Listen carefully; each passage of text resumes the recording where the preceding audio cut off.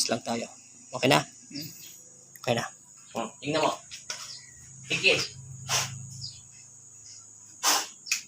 Mainit na sakit. Ayan.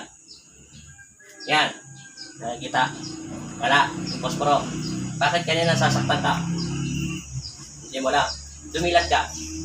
Sabi mo, 3 anak mo, contraction driver na contraction na sa mo, pero ang trabaho ng asawa mo ay gamer. Tapos, ang anak mo isa lang, 22 years old ka, hindi 37, mali-mali. Kakilala mo siya, naintindihan mo? Kilala mo siya. Kasi tinanong ko kung saan niya natutunan doon daw sa kapatid niya, sa ate niya. Paano niya, kala ko nakuha niya sa pangalan mo kasi alam ko kilala niya at nagsisinungaling yun. Lagi daw siyang nakakahawak sa'yo. Ibig sabihin, magkakilala kayo. Nakakadikit siya sa'yo. Naintindihan mo na?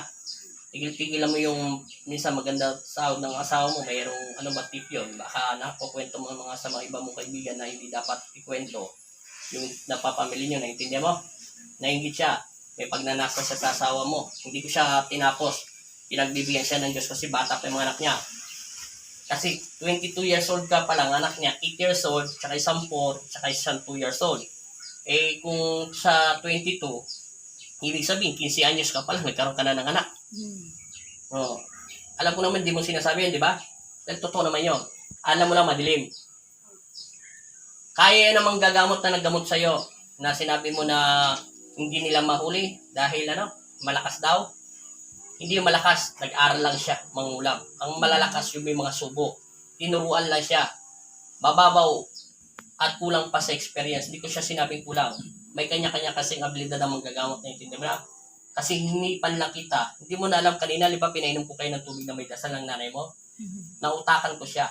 Yung tubig yung may dasal. Di ba narinig nyo? Nagdasal ako ng ama namin at sumasampalataya ka. Nilagay ko ng pangalan nyo, di ba? Di ba sabi liwanag at kapayapaan at pag-ibig ito. Ang sino man makainom ng tubig nito ay magiging mabisa at lahat ng taong nananakit sa kanya o meron mang spiritual dyan ay hihigupin ng tubig. Di ba yung tubig mabigat? Yun ang sumipsip sa kanila. Hindi nila nautakan ko sila. Naintindihan mo na? Lahat din ng mga manggagamot ay malakas. Kanya-kanya nga lang ang abilidad. Naintindihan mo na? Ngayon, anong pakaramdam mo? Maganda. Ngayon, hindi ka na nanginginig.